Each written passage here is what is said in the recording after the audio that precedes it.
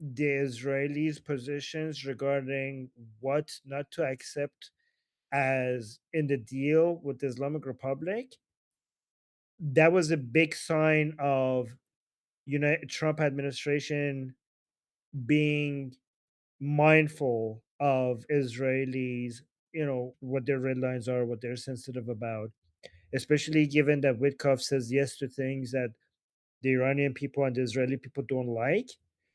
Making Witkoff listen to the Israelis before the talks with the Arakchi was a really positive sign. To me, it suggests that Trump is very much moving on the what the isolationists call like the neocons or the pro-Israeli, like very much out of the isolationist camp and towards like very much on Israel's side, right? So remember, we were worried about Trump, especially when he was going to Saudi Arabia, the UAE, and Qatar, and the plane that the Qataris gave Trump, and also all the major financial deals that Koff and what's his face, Jared Kushner have with the Arab countries around the Persian Gulf, the conflict of interest. We were very much worried about Trump moving, on a foreign policy wise, moving in a direction that would not be in line with what Iranians and Israeli want. But now we're saying that I think more and more we're saying that United States is completely in line, like not completely, but very much in line with what Israelis want, especially given that. Then my second point, which requires some explanation before I get to the main point, because we now know that it was the Israelis that delayed the attack. It was the Israelis that convinced Trump to delay the attack.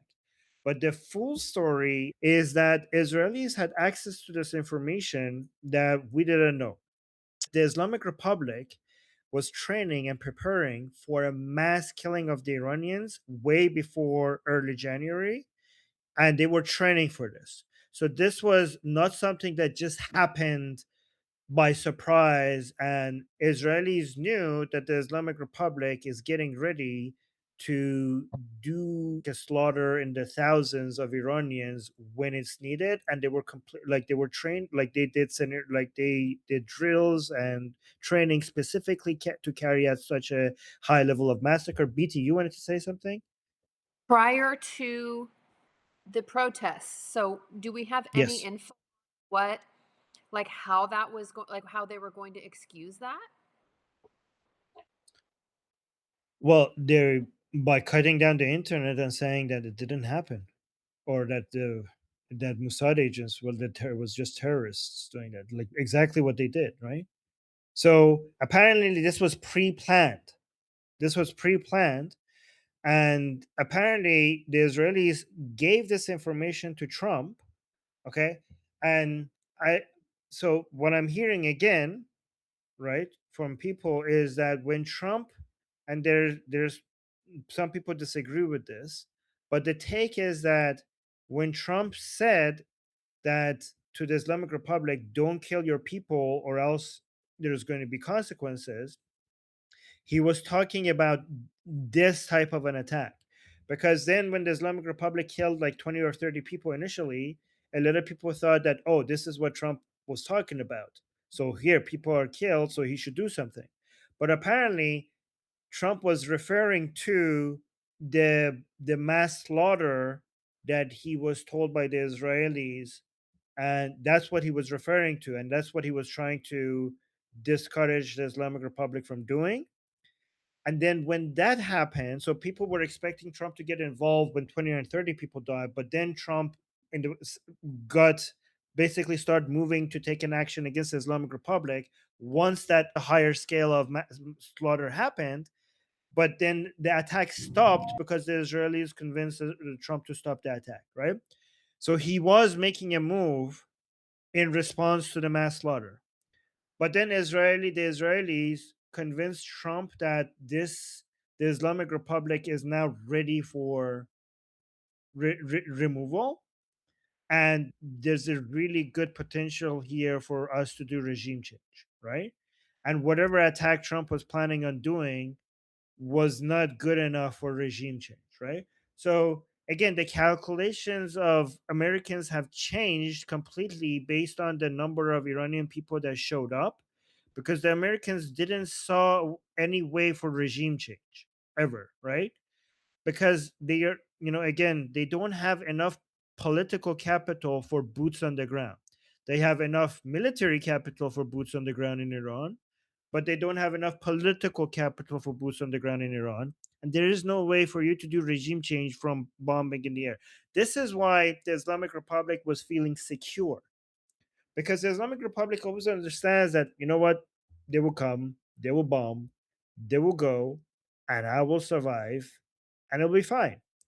We will have, and every time they attack, might maybe that's actually even in our benefit, because when people attack us, we get more people rally. Not the Iranian people will not rally around the flag, but at least within the supporters of the Islamic Republic, the division between them stops, and they will rally around the flag within the regime supporters. Not the Iranian people, but within regime supporters, we get some sort of rally around the flag. There is no rally around the flag when it comes to the Iranian people. Anybody who tells you that is full of shit.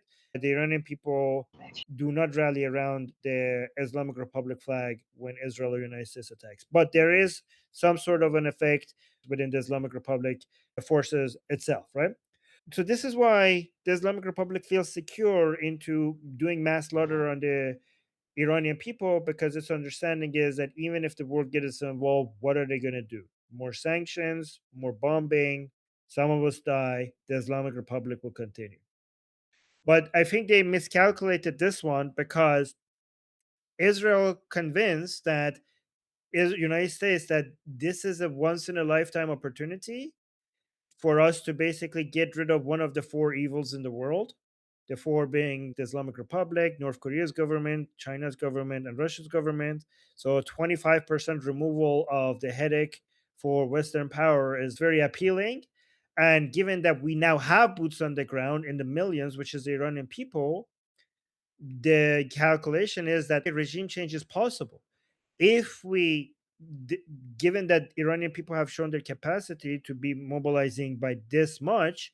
That means that if we remove the obstacles from their way, they could basically capture government institutions and buildings, and that will result in regime change, right? Israel always wanted regime change in Iran, because for Israel this is an existential threat.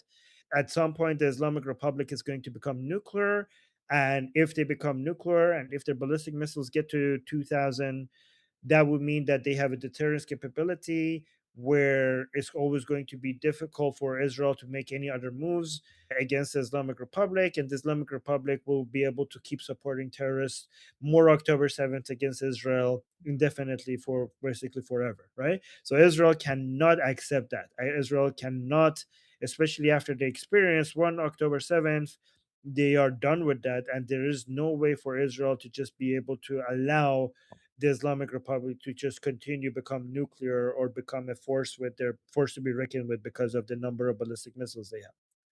So, one way or another, and the only way to stop the Islamic Republic from achieving these two goals is for regime change. There is no way that you could come up with a version of the Islamic Republic where this will not happen. If the Islamic Republic exists, at some point they are going to have nuclear weapon, or at some point they are going to, because it doesn't make any sense from the perspective of the Islamic Republic. You have to also understand that it doesn't make any sense not to do this, because you have lost your many of your deterrence capabilities, and you're basically like sitting there for Israelis to be able to come and do whatever they want with you. The only way for you to eventually survive is to demonstrate your deterrence capabilities, which is basically these two: having nuclear weapons or having getting to 2000 ballistic missiles, right? And so basically we're in a situation where Islamic Republic cannot accept Israel having the upper hand, so it needs these deterrent capabilities, and Israel cannot accept the Islamic Republic having these deterrent capabilities. So, because of the situation, one of them has to be defeated, right? You either have to get Israel to just accept that they're going to accept terrorism and attacks on their land forever and ever and ever, or the Islamic Republic has to go regime change. There's no middle ground. There's no other solution. So this is Israel's calculation, but for America's calculation, this is more of an Israeli problem than an American problem. It is still an American problem, but not to the point, not in the same way that it is for Israel. For America, the Islamic Republic is a problem because they are a point of leverage for Russia and China, and is a way to keep poking at America whenever you need to make sure that some of America's military resources are focused in the Middle East, right? So imagine if the Islamic Republic was not such a threat to Americans' allies in the Middle East, and also to all of these oil and gas coming from one of the most oil and gas rich part of the planet.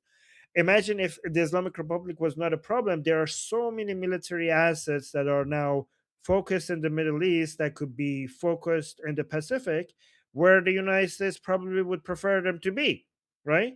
The United States, yeah, they would be freed up. That's like a lot of military assets. So this is what the America First isolationists don't understand, that you're wasting so much money in the Middle East because of the Islamic Republic being there. You're forced, American taxpayer is forced to spend so much, waste so much money in the Middle East, maintaining stability there to keep the energy market stable because of the Islamic Republic. And any American who says that this has nothing to do with us, I'm pretty sure if a destable energy market, you will be experiencing that in the price of everything in United States. Everything, the price of everything is dependent on the price of oil and gas. So this is very much an America First policy to stabilize the Middle East. And right now, it's so much more expensive for America to stabilize the Middle East right now compared to the price of getting rid of the Islamic Republic. And basically, getting rid of the Islamic Republic is very much America first, right? Very much America first. So now that the Israelis have convinced the Americans that this is like, okay, let's hold on to this attack and do something a lot more significant, the Americans are now probably preparing for something much bigger. And this is the reason why the preparation for this war takes longer than a lot of people were hoping for, is because Americans cannot have less tolerance for losing soldiers. Because Israelis have more tolerance because Israelis are fighting for their survival. So they understand the cost of survival. So they understand that this is the cost of war. But for American citizens, this is not for America's survival. So why should our soldiers die? Why should our soldiers die when America is pretty much safe? Like, okay, yeah, this is good for our markets. This is good for stability. This is good for trade, maybe, but America is not going to go anywhere. So, America, when they want to get into war, to be again, America is a democracy, so you have to make sure you don't pay a huge political price for going into war. So you have to, when you want to do war at this scale, the preparations need to be long enough and to the degree where you could minimize the cost to American assets and lives of their soldier to the minimum, preferably to zero, right? So you want to make sure that you don't have to come and explain to Americans why some of our soldiers had to die. Preferably, if you could show that we did this, nobody died, that would be amazing, right? So, and remember, this is, we have so many examples of this, like during the first Persian Gulf, with the Persian Gulf War, when Saddam invaded Kuwait. I think it took them 5 months of preparation to eventually attack Saddam and liberate Kuwait. I think it took 5 months, right? For attacking Afghanistan, it took a couple of months. For attacking Saddam again, the second time, it took more than a month.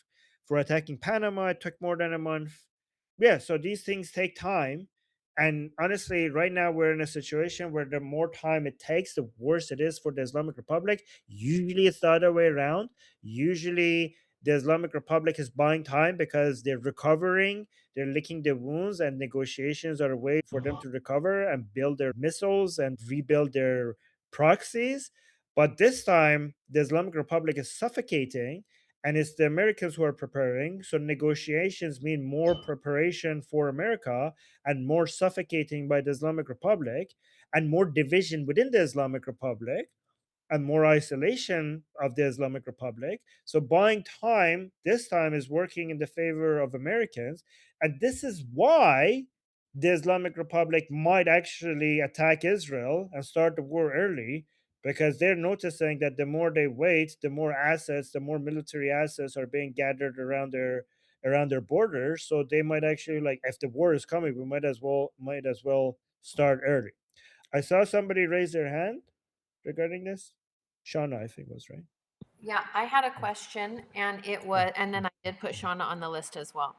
You're talking about Witkoff heading over and, getting information from Israel in regard to their terms. How about what kind of, maybe this is more for Jeffrey, but Armin, he's likely also going over there to see what type of intel that they've gathered, that he's not just picking up the phone and getting information on. What could expedite, what information could he potentially receive that can expedite an attack? Yeah, I think this is a good Jeffrey question. Jeffrey. Yeah. Well, again, the environment is very fluid and changing. So one of the things that Israeli intelligence, I would contend, gives us is intel on the proxy forces the Mullah regime uses as part and parcel of their deterrence package, right? So, like the House of Saud, what were they concerned about? They're concerned about like proxies doing things like swarm drone attacks against their refineries and that kind of stuff, like what happened in 2019. There's also reasons why the Israelis hit certain targets in Lebanon a couple of like in the past week or so. You know, that definitely helped. That probably almost assuredly, if Israel gives Witkoff their up to date intelligence on the proxy forces disposition where they're at, that probably would help. Not the least of which is you have a lot of. I see Shauna wants to say. Finish your thought, Jeffrey. I was making faces because my cat is pawing at me with her claws. So it probably again would be one of the larger pieces of intelligence that Israel could provide to us via Witkoff or any other member of the administration would be disposition of proxy forces both in the region and abroad. BT, you had mentioned one about how there are a lot of the assets that have been pre-placed here within the United States. That's the reason why we're doing things like ICE and the worst first and all that. I played a role in that. The previous administration, because of its lack of border security, allowed tens of thousands of assets, including members who are openly members of Hezbollah, Hamas, intelligence assets from the Chinese Communist Party, Putin's criminalized counterintelligence state, Mullah regime, and placed themselves here. So that's one of the things we're worried about. That's one of the things we have to guard against. At least that would be my best guess anyway. Wait, Jeffrey, one question. Is it like my understanding is that Israelis have so much more better information regarding Iran than Americans, and also because they've been involved there, and also the best information that you could get is the information while actively doing operations. So because Israelis have been in the field, and also when it comes to attacks on the Islamic Republic, no matter how much information Americans have gathered on themselves, it's not going to be comparable to the information that Israeli have, because they already have done attacks on Iranian inside. Well, they were on Iranian airspace, so that's why the Americans need to talk to the Israelis regarding all the information they gathered. Right? Is that correct? And Especially also, when it. Oh, do we have any reason to believe that Israel may have more or different intel on China than we do? Is that a well, possibility? all actors have their own intelligence assessments on things and they don't share everything with even their allies for good reason. The idea that they probably have some things that we know that we don't know and we have things that they don't know, that's probably a fair bet. As far as Armin, 100%. Like, especially when it comes to proxy forces, not that, US intelligence is not very good. It is. I'm saying because of the experience and focus, the focused nature and operational experience that Israel has because they've been dealing with this existential threat forever. I mean, they have like a unique insight on it, don't they? Same with Saudi intelligence for that matter, particularly when it comes to mullahs proxies targeting their refineries. Yeah, that would be Yep. something that would definitely help. Yes. Okay, perfect.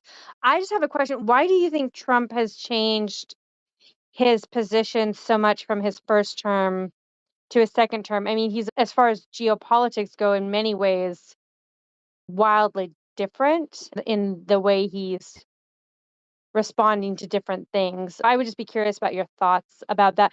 I think Also, just as a side note to what Jeffrey said, I've heard from people who I've talked to Israelis who have contacts with Israeli intelligence, and what they would say is Americans do have skills, technical skills in intelligence.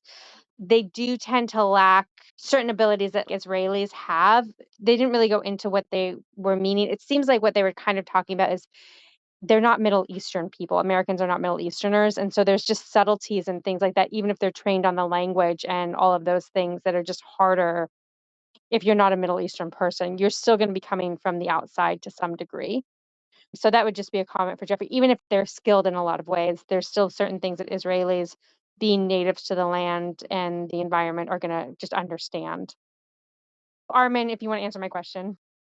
regarding Trump, I mean, there are many, many factors, but I think one of the influential ones is that Trump is now surrounded by people that support him rather than the first term where he had people who were not completely in line with what he wanted. So I think this time when he came into power, he just made sure that more of the people who were in his team would basically follow his vision, right? So he had more, like, he had to negotiate more before, and this time it seemed like he has to do less of that, and he gets more of the things his way. Again, it's America, so there's always barriers, there's always checks and balances for sure. But I think in Trump's second term, more things can go his way compared to the, at least within the White House, there's not that much barriers. There might be from other parts of the government, but at least when it comes to the executive branch, he has removed so many of the obstacles that he had compared to the first term. That's one of the reasons. So I think that's one of the reasons. Another reason might be that he's a lot more ambitious compared to his first term because of all the people that turned against him. So he came back with a vengeance to make a point, it seemed. And also his near death experience with the assassination also had some effect on his philosophical and religious views as well. So there's that. There's so many different factors, right? But these are the ones that come to my mind. Do you think do you think a factor in it, there's two kind of closing thoughts I had. Do you think a factor in it is simply also that in his first term and through his legal battles that he learned how the government actually works and not how he thought it Yeah, worked? that's true. Oh, that's another point. Another addition is that the isolationist wing of MAGA turning against him had the opposite effect of what they intended to. Instead of, they tried to pressure him. First, they start pissing him off when he bombed Fordo, Natanz, and the nuclear facility in Isfahan. They got really angry and they were pressuring Trump to, and Trump was getting annoyed with them. And then Yeah. the isolationists were the same people who were really, really heavy on the Epstein file thing. And Trump was getting really annoyed with them focusing on the Epstein file. So instead of being able to use that, instead of being able to pressure Trump, Trump basically said "fuck you" to all of them, and he basically jumped into So, the arms of the neocons, or yeah, go ahead. so What we one call thing it. about the Epstein stuff that I found really interesting, I was listening to somebody, a commentary person, talk about this. They pointed out that the Epstein files thing, it was just a journalist who, a MAGA journalist who, or pro-Trump journalist who kind of commented that they were talking to some working class guy in one of these small towns or whatever, and he didn't know, this like working class guy who's really Trump's base didn't really know who Epstein was. Like, he'd heard the name, but he wasn't really super familiar. And she pointed out that part of this Epstein stuff, even though it is a problem and it's like a lot of corruption, it's also very much kind of terminally online politics rather than the kind of nuts and bolts Americans that actually kind of go to the polls, was kind of her thinking on it. And Trump, I think, actually has a good idea of who his base is that actually go to the polls, and it's not just the commentary class that's kind of terminally online. So that might also be a factor of why the Epstein thing wasn't that big of a deal to him, because to the average voter, it may not matter to the average voter. I'm not talking about nerds like us. I'm talking about people like Yeah, my I think it husband. shouldn't matter. I think that people have made so much out of not. I mean, Epstein himself was a corrupt motherfucker and who molested children. But I think that when it comes to the other weird things that they were doing, most of it, even though it was like morally questionable, was just like we haven't seen a single other person, evidence for a single other person having sex with children other than Epstein himself. And people say like, oh, he had 10 people. Andrew, Yeah, Prince he had 10. Andrew, Prince Andrew. Oh, Empress Andrew. Yeah, those are the two people. But everybody else was either doing some, I don't know, maybe questionably sexual stuff, but adults mostly, right? Weird, creepy But financial stuff and just morally not illegal, but definitely more immoral things. yeah. Stephanie, we're going to come to you. I know you have some opinions about this, but just one last point. I think a lot of the focus on Epstein is more an anti-Israeli thing than an Oh, anti-pedophile thing. I It's more thought of that an for yeah, 8 years. yeah. I figured that out, like, yeah. I thought that for 8 years. I was like, if he was not Jewish, they wouldn't give a fuck about this. That's literally how I felt about it, and that Yeah. doesn't mean that he's not evil, but Yeah, that's he was. completely why. It's just because he's Jewish, in my opinion, or at least that's like 99% of it, in my opinion. There's a lot of people who wanna get in there, so I'm gonna shut up now. Okay, we have about 15 minutes until the hour mark. So Stephanie and Francesco, I see your hands. Please make it very brief. Okay, while she works on that, Francesco, why don't you go ahead? Yeah, I wanted to talk about the Epstein file and why they're popular because this is mostly, I think, used and weaponized to be against the current Trump administration because there is always allegation that he was involved. It's an anti-establishment, anti-rich people, communist way of attacking everybody. It's like, okay, we need to do a revolution because everybody's implicated, everybody's a pedophile. Our administration can be blackmailed by the states of the world. It's a shame that those people are in power and in charge. So that's why the Epstein files are popular. And I think, yeah, there is also something that has been somehow mismanaged in the way the files have been released. If somebody is into conspiracy theories, files that to be redacted, now YouTube channels that get demonetized, or so, yeah. So there is a lot of things to that. I don't think we know the entire truth. And when it comes to pedophilia, I mean, you don't have to say when it happens. It's like, okay, just go and get a massage. Here is the bed, and then you get the compromising video. You don't ask those things. Even the people that were involved, they were not fully aware. Mostly, they didn't ask questions. I think most of the times, some of them did, of course. But once you have the video, you have something on them. You don't have to be So explicit about, yeah. okay, so 2 points regarding that. This is anti people in power. So for many of the people we're talking about, that is the same thing as saying being anti-Jew. So we're like, oh, this is against the people who are controlling the world, the globalists, the people in charge, the people behind the scene. Yeah, that's basically the Jews, right? In the minds of many of these people that we're talking about. I mean, not all of them, but for a lot of them, that's the same thing as Israel, Zionist Jews. They go hand in hand, right? When it comes to we don't know the entire truth, yeah, I agree with that. Anything is possible, but we cannot have a view until we get the evidence for it. The problem is that these a lot of these people have made up their mind. A lot of people have made up their mind that if you're on that list, you have had sex with a child. right? You could be somebody that was fixing Epstein's kitchen and he emailed you like, "Hey, when are you going to finish the project? Oh my God, you're on the list. You had sex with a child because you were renovating Epstein's kitchen or at some point." Like, I don't know. Like, if you're on the list, apparently Yeah, he no, had but the sex with question you. is Yeah, like, yeah. how much are you simping to be in that island? And after you know that he was convicted for sex charges, it's like, why are you so desperate to, keep your minds out and be part of it and be Yeah, crazy I with don't, the I don't, parties yeah, and I don't think that's good enough. Yes, for example, Elon Musk wanted to go to Epstein Island really badly, even after Epstein was convicted of, basically child sex trafficking. Okay, so is that weird? Is that like fucked up? Yes, but does that tell us that Elon wanted to have sex with a child? No, like it doesn't. I'm sorry. Like maybe he does. I don't know.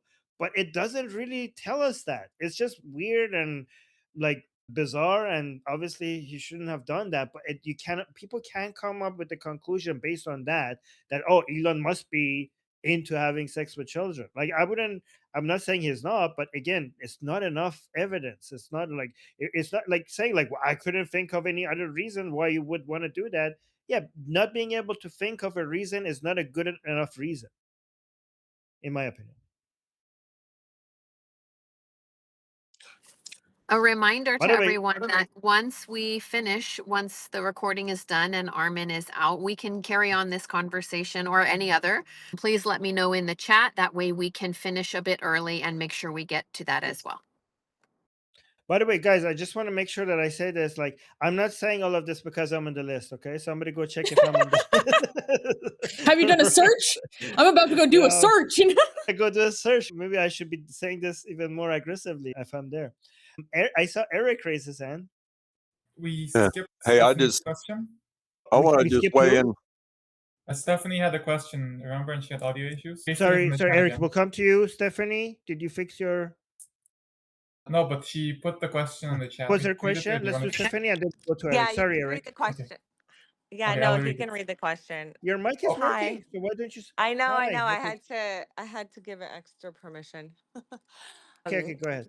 But actually, Danny has the question that I wrote out. I have many questions, but he can read it out because I can't find Okay, it now. Danny. It's just, yeah.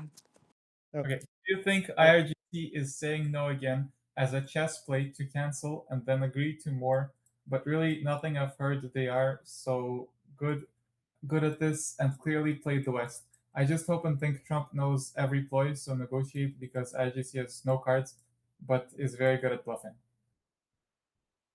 Yeah, so that was the IRGC's game was always to basically keep saying no until the Americans are desperate, and then they give the minimum. That was IRGC, like the Islamic Republic's playbook. Yeah, for sure. I mean, the Islamic Republic, not just IRGC, because okay, actually we should be saying the Islamic Republic, not IRGC, because the person that you're negotiating with is Khamenei.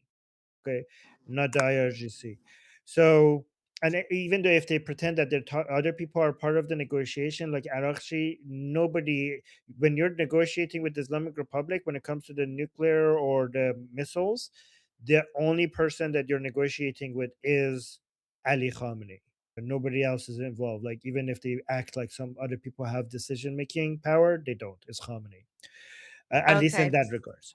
Yeah. So, well, my part of it. So then I was just because I was having flashbacks to the 12-day war when I was also here. That like I remember they were negotiating and then they said, "Oh, we're not going to do this." Like I don't remember which thing it was related to, but they basically like pulled out and then yeah, the Americans as an American get like desperate and then they're like begging them to come back, which is what happened. So it didn't happen the last time, but I was just wondering if you think because they're saying, "Oh, we're not coming if it's only nuclear." Trump won't fall for that, right? No. My sense is that the Islamic Republic was really good at playing Obama and Biden, Oh but it yes. seems like Trump is playing with the Islamic Republic, and they're really frustrated. I think now it's the other. I think they find Sure. very unpredictable, and I think Trump is playing with them, and they don't know what's happening. I Like, wonder they're if very they read his confused. book about the art of negotiations because I realized he's really, really good at it. And if it leads to this would be like the ultimate. This would be the best Yeah, a thing lot of the to things that possibly. people don't like about Trump actually works for him in negotiation, like the unpredictability Totally. and the crazy statements that they sometimes make that a lot of people hate. When it comes to negotiations, those are very helpful because it Yeah. confuses the Especially fuck out of with the him dealing with Because, Arabs. I feel like he's the yeah. well, closest thing to an Arab in the White House that we have. and he's Yes, worked in yes, this area before as well. But also, yeah, I've heard from Israelis who also are way better at negotiating than me that Iranians are like the best. So I just worry like that yeah. they're gonna play the Americans. Tr- Okay, that was all. Trump negotiates like a Middle Eastern. That's why he's Yeah, the it's only one that awesome. understands the language of these people. Totally. I mean, really, it's so different. Like you really have to. I don't know. I thought Right. people that worked in this area would like know